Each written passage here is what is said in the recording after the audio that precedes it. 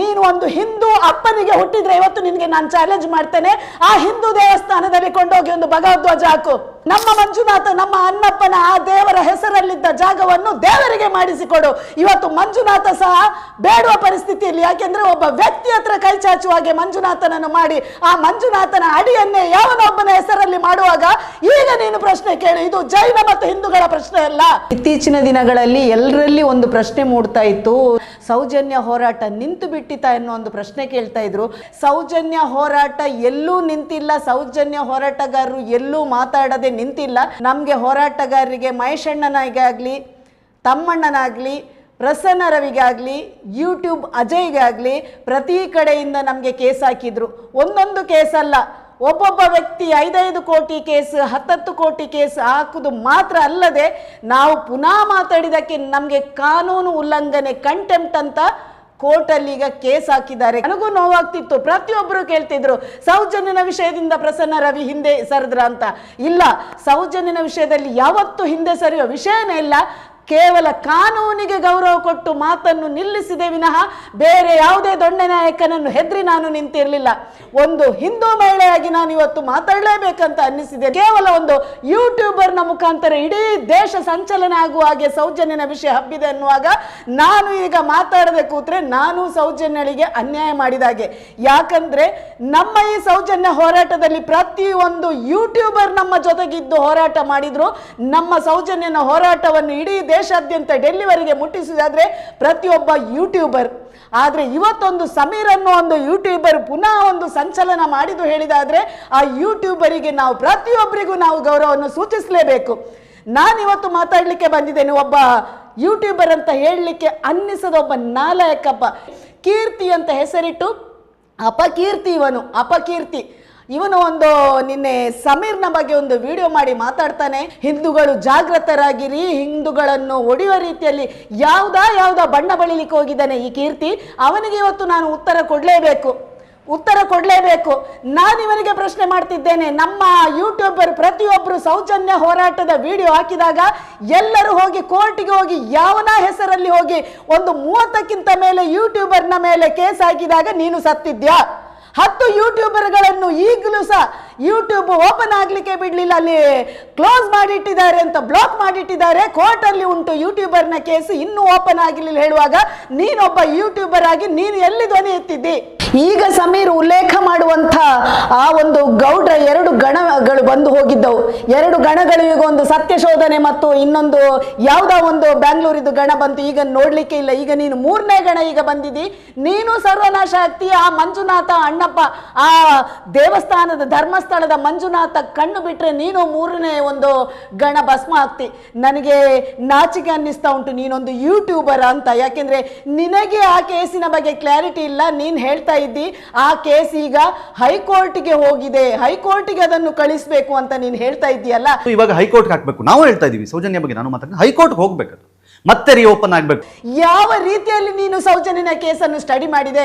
High court ಅಲ್ಲಿ ನಮ್ಗೆ ಕಾನೂನಾತ್ಮಕವಾಗಿ ಆರ್ಡರ್ ಬಂದ ನಂತರ ಇನ್ನು ನಾವು ಸುಪ್ರೀಂ ಕೋರ್ಟ್ಗೆ ಹೋಗ್ಬೇಕೆ ವಿನಃ ಹೈಕೋರ್ಟ್ ಅಲ್ಲಿ ಸಂತೋಷ್ ರಾವ್ ನಿರಪರಾಧಿ ಅಂತ ಬಂದ ನಂತರ ಸಹ ನಿನ್ಗೆ ಆ ಹೈಕೋರ್ಟಿನ ಬಗ್ಗೆ ಸಾಮಾನ್ಯ ಜ್ಞಾನನೇ ಇಲ್ಲದ ನೀನು ಯಾವ ಯೂಟ್ಯೂಬರ್? ನಿನ್ನ ಮನೆ ಮಗಳಿಗೆ ಏನಾದ್ರೂ ಅತ್ಯಾಚಾರ ಆಗ್ತಿದ್ರೆ, ನಿನ್ನ ಮನೆ ಅಕ್ಕ ತಂಗಿಗೆ ಈ ರೀತಿ ಆಗ್ತಿದ್ರೆ ನಿನ್ಗೆ ಅದ್ರ ನೋವು ಗೊತ್ತಾಗ್ತದೆ. ನೀನ್ ಸೌಜನ್ಯನ ಪರ ಮಾತಾಡ್ತಿ, ದೊಡ್ಡ ಯಾವ ರೀತಿ ಸೌಜನ್ಯನ ಪರ ಮಾತಾಡ್ತಿ? 13 ವರ್ಷ ಬಿಡು, ಕನಿಷ್ಠ ಇತ್ತೀಚಿನ ದಿನಗಳಲ್ಲಿ 2 ವರ್ಷ ಸತತ ಹೋರಾಟ ಆಗುವಾಗ ಒಂದು ದಿವಸ ನೀನು ಸೌಜನ್ಯನ ಬಗ್ಗೆ ನೀನು ಮಾತಾಡಿದ್ಯಾ? ಒಂದು ದಿವಸ ನೀನು ಯೂಟ್ಯೂಬ್ ಅಲ್ಲಿ ಸೌಜನ್ಯನ ಕೇಸ್ನ ಬಗ್ಗೆ ನೀನು ಮಾತಾಡಿದ್ಯಾ? ಈಗ ನಿನ್ಗೆ ಹಿಂದೂ ದೇವಸ್ಥಾನ ಅಂತ ಕಾಣ್ತದೆ. ಹಿಂದೂ ದೇವಸ್ಥಾನ ನಾವು ಸಹ ಪ್ರತಿ ಸಲ ಹೇಳ್ತಾ ಇದ್ದೇವೆ, ಅಣ್ಣಪ್ಪ ಮಂಜುನಾಥ ನಮ್ಮದು. ನಾನು ಇವತ್ತು ಸಾರ್ವಜನಿಕವಾಗಿ ಒಂದು ಸೌಜನ್ಯನ ಹೋರಾಟದಲ್ಲಿ ಒಂದು ಹಿಂದೂ ತಾಯಿ ಹೋಗಿದಾದ್ರೆ ನನಗೆ ಅದರ ನೋವು ಗೊತ್ತು, ಒಂದು ಹೆಣ್ಣಿನ ನೋವು ಗೊತ್ತು. ಎಷ್ಟೋ ಜನ ಕೊಂಡೋಗಿ ಗ್ಯಾಂಗ್ ರೇಪ್ ಮಾಡಿಕೊಂಡು ಮರ್ಮಾಂಗಕ್ಕೆ ಇಷ್ಟು ಮಣ್ಣನ್ನು ತುಂಬಿಸಿ ಅತ್ಯಾಚಾರ ಮಾಡಿ ಕೂಗಿದಾಗ ಆ ತಾಯಿಗೆ ಗೊತ್ತು. ನಿನ್ನ ತಾಯಿಗೆ ಕೇಳಿದ್ರೆ ಗೊತ್ತಾಗ್ತದೆ ಸೌಜನ್ಯ ಯಾವ ರೀತಿ ಸತ್ಲು ಅಂತ. ತಾಯಿ ಹತ್ರ ಚರ್ಚೆ ಮಾಡು. ತಾಯಿ ಹತ್ರ ಚರ್ಚೆ ಮಾಡು, ಆ ನಂತರ ಮಾತಾಡು. ಕೇವಲ ಸಮೀರ್ ಇಷ್ಟು ಮಾತಾಡಿದ್ರಲ್ಲಿ ನೀನು ಹೆಕ್ಕಿದ್ದು ಏನು? ಕೇವಲ ಧರ್ಮ ಮಾತ್ರ. ನೀನು ಅವನು ಮುಸ್ಲಿಮ್, ನಾವು ಹಿಂದೂ ಅಂತ. ಬೇರೆ ಯಾವುದಾದ್ರೂ ಕಂಟೆಂಟಿಗೆ ನೀನು ಆನ್ಸರ್ ಹುಡುಕ್ತಾ ಹೋಗಿದ್ಯಾ? ನಾನಿವತ್ತು ನಿನಗೆ ಕೆಲವು ಕಂಟೆಂಟ್ಗಳನ್ನು ಕೊಡ್ತಾ ಇದ್ದೇನೆ, ಕೆಲವು ಪ್ರಶ್ನೆ ಕೇಳಿದ್ದೀನಿ. ನೀನು ಇದಕ್ಕೆ ದಾಖಲೆಗಳು ಇಲ್ಲ, ಹಾಗಾಗಿ ಸಾಕ್ಷಿಗಳು ಇಲ್ಲ, ಹಾಗಾಗಿ ಈ ಕೇಸ್ ಹಳ್ಳ ಹಿಡ್ದಿದೆ ಅಂತ. ಕೇಸ್ನಲ್ಲಿ ಯಾವುದೂ ಸಹಿತ ಸಾಕ್ಷಿ ಸಿಗದ ಹಾಗೆ ನಾಶ ಮಾಡಿಟ್ಟಿದ್ದಾರೆ ಅಂತಂದ್ರೆ ಇದಕ್ಕೆ ನ್ಯಾಯ ಸಿಗಲು ಬೇರೆ ದಾರಿ ಏನಿದೆ? ನಿನಗೆ ನಾನು ಸಾಕ್ಷಿ ಇಲ್ಲದಿದ್ರು ನಾನು ನಿನ್ಗೆ ಹೇಳ್ತಾ ಇದ್ದೇನೆ, ಸಾಕ್ಷಿ ಹುಡುಕಬೇಕಾದ್ರೆ ಈಗಲೂ ನಿನ್ಗೆ ತಾಕತ್ತುಂಟು. ನಿನ್ನ ಯೂಟ್ಯೂಬ್ ಅಲ್ಲಿ ಸರ್ಕಾರಕ್ಕೆ ಒತ್ತಡ ಹಾಕು. ಯಾವನೊಬ್ಬ ಮುಟ್ಟಾಳ ಯೋಗೇಶ ಇದ್ದಲ್ಲ, ನಮಗೂ ಕೇಸ್ ಹಾಕಿದ್ದಾನೆ ಮಾತಾಡಬಾರ್ದು ಅಂತ. ಯೋಗೇಶ, ಡಾಕ್ಟರ್ ರಶ್ಮಿ, ಯೋಗೇಶ್ ಎಲ್ಲ ನಮ್ಮ ಹತ್ರ ನಮಗೆ ಕೇಸ್ ಹಾಕೊಂಡು ಮಾತಾಡಬಾರ್ದು ಅಂತ ಹೇಳಿದವರು. ನಿನಗೆ ಈಗ ನಮ್ಮ ಹೈಕೋರ್ಟ್ ಅಲ್ಲಿ ಎಕ್ವಿಟಲ್ ಕಮಿಟಿ ರಚನೆ ಮಾಡಿ ತಪ್ಪಿತಸ್ಥ ಅಧಿಕಾರಿಗಳನ್ನು ಎನ್ಕ್ವೈರಿ ಮಾಡಬೇಕು ಅಂತ ಕೊಟ್ಟಿದ್ದಾರಲ್ಲ, ಹೋಗು ಸರ್ಕಾರಕ್ಕೆ ನಿನ್ನ ಒತ್ತಡ ಹಾಕು. ಯಾರಿದ್ದಾರೆ ಅಲ್ಲ ಅವರಿಗೆ, ಮಂತ್ರಿಗಳಿಗೆ ಒತ್ತಡ ಹಾಕು, ಗೃಹ ಮಂತ್ರಿಗಳಿಗೆ ಒತ್ತಡ ಹಾಕು, ನಿನ್ನ ಯೂಟ್ಯೂಬ್ ಅಲ್ಲಿ ಹೇಳು. ಹಾಗಾಗಿ ಒಂದು ಅಧಿಕಾರಿಯನ್ನು, ತಪ್ಪಿತಸ್ಥ ಅಧಿಕಾರಿಯನ್ನು ಇವತ್ತು ಕಾನೂನಾತ್ಮಕವಾಗಿ ತನಿಖೆ ಮಾಡಿದ್ರೆ ಅದರ ಹಿಂದಿರುವ ಮೂಲ ಯಾವನು ಮಾಡಿದಾನೆ ಅಂತ ಹೇಳಿದ್ರೆ, ಯಾವನಿವನನ್ನು ಇಂತೆಲ್ಲ ಕೇಸ್ಗಳಲ್ಲಿ ಸಾಕ್ಷ್ಯಗಳನ್ನು ನಾಶ ಮಾಡಲಿಕ್ಕೆ ಹೊರಟಲಿಕ್ಕೆ ಯಾರ ಕೈವಾಡ ಇದೆ ಅಂತ ಆ ಒಂದು ಅಧಿಕಾರಿಯನ್ನು ಬಾಯಿ ಬಿಡಿಸಿದ್ರೆ, ಯೋಗೇಶನನ್ನು ಬಾಯಿ ಬಿಡಿಸಿದ್ರೆ ಸೌಜನ್ಯನಿಗೆ ನ್ಯಾಯ ಖಂಡಿತ ಸಿಗ್ತದೆ. ಸೌಜನ್ಯನಿಗೆ ನ್ಯಾಯ ಖಂಡಿತ ಸಿಗ್ತದೆ. ಯಾರನ್ನು ಮಂಪರ್ ಟೆಸ್ಟ್ ಮಾಡುವ ಅಗತ್ಯ ಇಲ್ಲ, ಯಾವುದು ಕೋರ್ಟಿಗೆ ಹೋಗುವ ಅಗತ್ಯ ಇಲ್ಲ. ಈ ಒಂದು ಎಕ್ವಿಟಲ್ ಕಮಿಟಿ ರಚನೆ ಮಾಡಲಿಕ್ಕೆ ನೋಡು. ನಿನ್ನ ಎರಡು ಯಾವ ಈಗ ಸಮೀರ್ ಹೇಳುವಂತ ಗೌಡ್ರ ಗಣಗಳು ಬಾಯಿ ಬಂದಾಗೆ ಮಾಧ್ಯಮದಲ್ಲಿ ವೇಷವಾಟಿಗೆ ದಂಧೆ ಮಾಡುವವರು ಅಂತ ಹೇಳಿ ನಮ್ಮನ್ನು ತೇಜೋವಧೆ ಮಾಡುವಾಗ ಇದುವರೆಗೆ ಸ್ಟೇಷನ್ ಅಲ್ಲಿ ಕೇಸ್ ತಗೊಳ್ಳಿಲ್ಲ. ಸಮೀರ್ನ ಕೇಸನ್ನು ಸುಮೋಟೋ ತಗೊಳ್ತಾರೆ. ನೀನು ಆಗ ಹಿಂದೂ ಅಲ್ವಾ? ಈಗ ನಾನು ನಿನ್ನ ಕೀರ್ತಿ ನಿನಗೆ ಪ್ರಶ್ನೆ ಮಾಡಬೇಕು, ನೀನು ಹಿಂದೂ ಆಗಿ ಹುಟ್ಲಿಲ್ವಾ? ನೀನು ತಾಯಿಗೆ ಗೌರವ ಕೊಡೋದಾದ್ರೆ ನನ್ನ ಕೇಸನ್ನು ನೀನು ಮಾತಾಡು. ನಿನ್ನ ಪವರ್ ಟಿವಿಯವನಿಗೆ ನೀನು ಅವತ್ತು ಪ್ರಶ್ನೆ ಮಾಡಬೇಕಿತ್ತು. ಆಗ ಪ್ರಶ್ನೆ ಮಾಡಿದಾಗ ಈಗ ನಿನಗೆ ಹಿಂದೂಗಳು, ಹಿಂದೂ ದೇವಸ್ಥಾನ, ಯಾರು ಹಿಂದೂ ದೇವಸ್ಥಾನ ಅಲ್ಲ ಹೇಳಿದ್ರು? ನಾವು ಪ್ರತಿ ವೇದಿಕೆಯಲ್ಲಿ ಯಾರಾದರೂ ಹೋರಾಟಗಾರರು ಮಂಜುನಾಥ ನಮ್ದಲ್ಲ, ಅಣ್ಣಪ್ಪ ಮಂಜುನಾಥ ನಮ್ದಲ್ಲ ಅಂತ ಹೇಳಿದೇವಾ? ಅಲ್ಲಿ ನಮಗೆ ಉತ್ತರ ಸಿಗದಾಗ ಮಾತ್ರ ನಾವು ಪ್ರಶ್ನೆ ಕೇಳಿದ್ದೇವೆ. ಧರ್ಮಸ್ಥಳ ಗ್ರಾಮ ಗ್ರಾಮ ಗ್ರಾಮ ಅಂತ ಎಲ್ಲ ಹೇಳುವಾಗ ಸಹ ನಮ್ಗೀಗ ಕೋಟಿ ಕೋಟಿ ಕೇಸ್ ಹಾಕೊಂಡು ನಮ್ಮನ್ನು ಬಾಯಿ ಮುಚ್ಚಿಸ್ತಾರಲ್ಲ, ಯೂಟ್ಯೂಬರ್ನವರನ್ನು ಬಾಯಿ ಮುಚ್ಚಿಸ್ತಾರಲ್ಲ, ಜನಗಳು ನಮಗೆ ಪ್ರಶ್ನೆ ಕೇಳ್ತಿದ್ದಾರಲ್ಲ, ಹೋರಾಟದಿಂದ ಹಿಂದೆ ಸರಿದಿದ್ದಾರಲ್ಲ. ಈಗ ನಾವು ಉತ್ತರ ಕೊಡ್ಬೇಕಲ್ಲಿ. ನಿಮ್ಗೆ ಒಂದು ಪ್ರಶ್ನೆ ಹೇಳ್ತಿದ್ದಿ, ಪ್ರತಿಯೊಬ್ಬರು ಅವರವರ ಜಾಗವನ್ನು ಜಾಸ್ತಿ ಮಾಡ್ತಾ ಹೋಗ್ತಾರೆ, ದೇವಸ್ಥಾನದ ಜಾಗವನ್ನು ಕಬಳಿಕೆ ಮಾಡ್ತಾರೆ ಅಂತ ಹೇಳಿದಿರಲ್ಲ, ನಿಜವಾದ ನಿನ್ನ ಸ್ಟೇಟ್ಮೆಂಟ್. ಒಬ್ಬರ ಜಾಗ ವರ್ಷ ವರ್ಷ ಜಾಸ್ತಿ ಆಗೋದನ್ನು ಒಂದು ಕಡೆ ನೋಡ್ಕೊಂಡು ಹೋಗ್ತಾ ಇದ್ದೀವಿ, ಆದರೆ ಮತ್ತೊಂದು ಕಡೆ ವರ್ಷ ವರ್ಷ ದೇವಸ್ಥಾನಗಳು ಕಮ್ಮಿ ಆಗೋದು, ದೇವಸ್ಥಾನದ ಜಾಗಗಳನ್ನು ಮಟ್ಟ ಹಾಕೋದು, ಮುಟ್ಟುಗೋಲು ಹಾಕೋದು ಮತ್ತೊಂದು ಕಡೆ ನೋಡ್ಕೊಂಡು ಬರ್ತಾ ಇದ್ದೀವಿ. ನಾನು ನಿನಗೆ ದಾಖಲೆ ತೋರಿಸ್ತೇನೆ. ಮಂಜುನಾಥನ ಜಾಗವನ್ನು ಯಾರು ಕಬಳಿಕೆ ಮಾಡಿದ್ದಾನೆ, ಆ ಗೌಡ್ರು, ಯಾವ ಸಮೀರ್ ಹೇಳಿದ ಗೌಡ್ರು ದಾಖಲೆ ಇಟ್ಕೊಂಡು ನಾನು ಹೇಳ್ತಾ ಇದ್ದೇನೆ. ಮಂಜುನಾಥ ಕೂತ್ಕೊಳ್ಳುವ ಜಾಗವನ್ನು ಕಬಳಿಕೆ ಮಾಡಿದ ಆ ಗೌಡ್ರ ಬಗ್ಗೆ ನೀನು ಪ್ರಶ್ನೆ ಕೇಳು.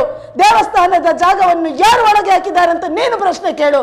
ಇಡೀ ಭೂಮಿಯನ್ನು ಕಬಳಿಕೆ ಮಾಡಿದಾರಲ್ಲ, ತಾಕತ್ತಿದ್ರೆ ಅಲ್ಲಿ ದಲಿತರೆಲ್ಲ ಹೋರಾಟ ಮಾಡ್ತಿದ್ದಾರಲ್ಲ ಜಾಗಕ್ಕೆ, ಆ ದಲಿತರಿಗೆ ನೀನು ಬಂದು ಸಹಾಯ ಮಾಡು. ದಲಿತರ ಜಾಗ ಯಾರೆಲ್ಲ ಭೂಮಿಯನ್ನು ಕಬಳಿಕೆ ಮಾಡಿದ್ದಾರೆ, ಯಾವ ಗೌಡ್ರು, ಸಮೀರ್ ಹೇಳುವಂತ ಗೌಡ್ರು ಒಳಗೆ ಹಾಕಿದ್ದಾರೆ, ಪ್ರತಿಯೊಂದು ದಾಖಲೆ ಉಂಟಲ್ಲ, ದಾಖಲೆ ಸಮೇತ ಎಲ್ಲ ಮಾತಾಡ್ತಾ ಇದ್ದಾರಲ್ಲ. ಆ ಒಂದು ಭೂಮಿಯನ್ನು ಹಿಂತಿರುಗಿಸಿಕೊಡು. ನಮ್ಮ ಮಂಜುನಾಥ, ನಮ್ಮ ಅನ್ನಪ್ಪನ ಆ ದೇವರ ಹೆಸರಲ್ಲಿದ್ದ ಜಾಗವನ್ನು ದೇವರಿಗೆ ಮಾಡಿಸಿಕೊಡು. ಇವತ್ತು ಮಂಜುನಾಥ ಸಹ ಬೇಡುವ ಪರಿಸ್ಥಿತಿಯಲ್ಲಿ, ಯಾಕೆಂದ್ರೆ ಒಬ್ಬ ವ್ಯಕ್ತಿ ಹತ್ರ ಕೈ ಚಾಚುವ ಹಾಗೆ ಮಂಜುನಾಥನನ್ನು ಮಾಡಿ ಆ ಮಂಜುನಾಥನ ಅಡಿಯನ್ನೇ ಯಾವನೊಬ್ಬನ ಹೆಸರಲ್ಲಿ ಮಾಡುವಾಗ ಈಗ ನೀನು ಪ್ರಶ್ನೆ ಕೇಳು. ಇದು ಜೈನ ಮತ್ತು ಹಿಂದೂಗಳ ಪ್ರಶ್ನೆ ಅಲ್ಲ, ಜೈನ ಮತ್ತು ಹಿಂದೂಗಳ ಪ್ರಶ್ನೆ ಅಲ್ಲ.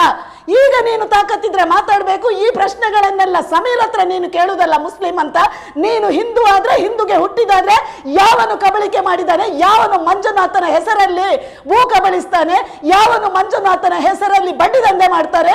ಯಾಕೆಂದ್ರೆ ಬಡ್ಡಿ ದಂಧೆ ಮಾಡುವ ಎಲ್ಲ ಬುಕ್ಗಳಲ್ಲಿ ನೀನು ಓಪನ್ ಆಗಿ ನೋಡು, ಮಂಜುನಾಥನ ಫೋಟೋ ಇರ್ತದೆ. ಮಂಜುನಾಥನ ಹೆಸರಲ್ಲಿ ಬಡ್ಡಿ ವಸೂಲಿ ಮಾಡ್ತಾರೆ. ಹೆಂಗಸರು, ಎಷ್ಟೋ ಹೆಂಗಸರು ಸುಸೈಡ್ ಮಾಡಿದ್ರಲ್ಲ, ಮಂಡ್ಯಕ್ಕೂ ನಾನು ಹೋಗಿದಲ್ಲ, ಎಷ್ಟೋ ಹೆಂಗಸರು ಈಗ ಬೀದಿ ಬಾಲಾದ್ರಲ್ಲ, ಎಲ್ಲ ಹಿಂದೂ ಹೆಂಗಸರು. ಒಂದು ಪ್ರಶ್ನೆ ಕೇಳಿದ್ಯಾ ನೀನು? ಆಗ ನಿನ್ನ ಹಿಂದುತ್ವ ನಿನಗೆ ಇಲ್ಲ, ಆಗ ನಿನಗೆ ಹಿಂದುತ್ವ ನಿನಗೆ ಇಲ್ಲ. ನಾನು ಹೇಳ್ತಾ ಇದ್ದೇನೆ ಕೀರ್ತಿ, ತಾಕತ್ತುಂಟ. ನೀನು ಒಂದು ಹಿಂದೂ ಅಪ್ಪನಿಗೆ ಹುಟ್ಟಿದ್ರೆ ಇವತ್ತು ನಿನಗೆ ನಾನು ಚಾಲೆಂಜ್ ಮಾಡ್ತೇನೆ, ಆ ಹಿಂದೂ ದೇವಸ್ಥಾನದಲ್ಲಿ ಕೊಂಡೋಗಿ ಒಂದು ಭಗವಧ್ವಜ ಹಾಕು. ಹಿಂದೂ ದೇವಸ್ಥಾನದಲ್ಲಿ ಒಂದು ಭಗವಧ್ವಜ ಹಾಕು. ನೀನು ಏನ್ ಹೇಳ್ತಿ? ಸಮೀರ್ ಬಂದು ಎಲ್ಲ ಹಿಂದೂಗಳನ್ನು ಕೋಮು ದ್ವೇಷ ಹುಟ್ಟಿಸ್ತಾನೆ ಅಂತ ಹೇಳ್ತಿದ್ಯಲ್ಲ. ಒಂದೇ ಒಂದ್ಸಲ ಯೋಚನೆ ಮಾಡಿ, ಯಾಕಿಷ್ಟು ಸುಲಭವಾಗಿ ಹಿಂದೂಗಳ ದೇವಸ್ಥಾನವನ್ನು ಟಾರ್ಗೆಟ್ ಮಾಡಬಹುದು, ಆದರೆ ಯಾರೂ ಸಹಿತ ಬೇರೆ ಧರ್ಮದ ಯಾವುದೇ ಪುಣ್ಯಕ್ಷೇತ್ರಗಳ ಬಗ್ಗೆ ಟಾರ್ಗೆಟ್ ಮಾಡಿ ವಿಡಿಯೋಗಳನ್ನು ಮಾಡಲ್ಲ. ತಾಕತ್ತಿದ್ರೆ ನೀನು ಆ ಪ್ರಶ್ನೆಯನ್ನು ಕೊಂಡೋಗಿ ಅಲ್ಲಿ ಮಾಡ್ಬೇಕು. ಯಾಕೆಂದ್ರೆ ಮಂಜುನಾಥ ಮತ್ತು ಅಣ್ಣಪ್ಪನ ಆ ಜಾಗವನ್ನೇ ಕಬಳಿಕೆ ಮಾಡಿದವರ ಹತ್ರ ಈ ಪ್ರಶ್ನೆಯನ್ನು ನೀನು ಕೇಳಬೇಕು. ನೀನು ಎಲ್ಲರನ್ನು ವಿಭಜನೆ ಮಾಡ್ತಾ ಇದ್ದಿ. ಇವತ್ತು ಬಂದು ಒಂದು ಯೂಟ್ಯೂಬರ್ ಆಗಿ ಬಂದು ನನಗೆ ಆಗ್ತಾ ಉಂಟು, ಅದರ ಬಗ್ಗೆ ಕೋರ್ಟ್ ಅಲ್ಲಿ ಏನಾಗಿದೆ ಅಂತ ಗೊತ್ತಿಲ್ಲ, ಏನು ನಿನ್ನ ಹತ್ರ ದಾಖಲೆ ಇಲ್ಲ, ಏಕಾಏಕಿ ಬಂದು ನೀನು ಮಾತಾಡುದಾದ್ರೆ ನಿನಗೂ ಏನು ಕೈ ಬಿಸಿ ಆಗಿದೆ. ಇಲ್ಲದ್ರೆ ನೀನು ಇಷ್ಟು ವರ್ಷ ಬರದವ, ಈಗ ಬರುದು ಹೇಳುವಾಗ ಏನು ಅದರ ಬಗ್ಗೆ ತನಿಖೆ ಮಾಡದವನು, ಕೇವಲ ಸಮೀರಿಗೆ ಉತ್ತರ ಕೊಡ್ಲಿಕ್ಕೆ ಅಲ್ಲ. ನೀನು ತಾಕತ್ತಿದ್ರೆ ನನ್ನ ಮುಂದೆ ಕೂತ್ಕೋ, ನಿನ್ನ ಎಲ್ಲಿ ಯೂಟ್ಯೂಬರ್ ಆ ಪ್ರಶ್ನೆಗಳಿಗೆ ಉತ್ತರ ಕೊಡು, ದಾಖಲೆ ಇಟ್ಟು ಮಾತಾಡ್ತಾರೆ, ಮತ್ತೆ ನೀನು ಮಾತಾಡು. ನೀನು ಅನ್ನದಾಸೋಹದ ಬಗ್ಗೆ ಮಾತಾಡ್ತೀಯಲ್ಲ, ಅಲ್ಲಿ ಕೊಡುವಂತಹ ಅನ್ನದಾಸೋಹ, ಅವರು ಮಾಡುವಂತಹ ಅನ್ನದಾಸೋಹ